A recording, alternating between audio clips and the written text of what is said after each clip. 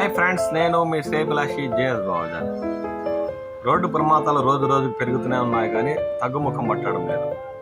ఎన్నికలకు స్వగ్రామానికి వచ్చి ఓటు వేసి వెళ్తున్న వారిపై బస్సు ప్రమాదం కాటేసింది. పల్నాడు జిల్లా చిలుకలూరిపేట పర్చూరి జాతీయ రహదారిపై హైదరాబాద్ వైపు వెళ్తున్న ప్రైవేటు బస్సును ఎదురుగా వస్తున్న టిప్పరు వేగంగా ఢీకొంది. ఈ ప్రమాదంలో క్షణాల్లోనే బస్సులో మంటలు చెలరేగాయి. బస్సులో ఇద్దరు డ్రైవర్లతో సహా 4 ప్రయాణికులు అప్పటికప్పుడు సజీవ దహనమయ్యారు.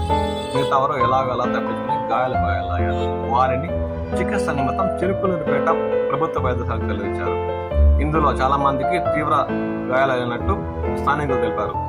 ఇంకా మృతుల సంఖ్య పెరిగే అవకాశం ఉందని పోలీసు శాఖ తెలిపింది. ఈ ఘటనపై స్థానిక పోలీసులు కేసు నమోదు చేసి దర్యాప్తు చేపట్టారు. పల్నాడు జిల్లాకి హైదరాబాద్ నుండి సార్వత్రిక ఎన్నికల్లో ఓటు వేసేందుకు వచ్చిన చాలా మంది ఈ బస్సులో ప్రయాణిస్తూ ప్రాణాలు కోల్పోయారు. దీంతో వారి కుటుంబాలు తీవ్ర విషాదం నెలకొంది.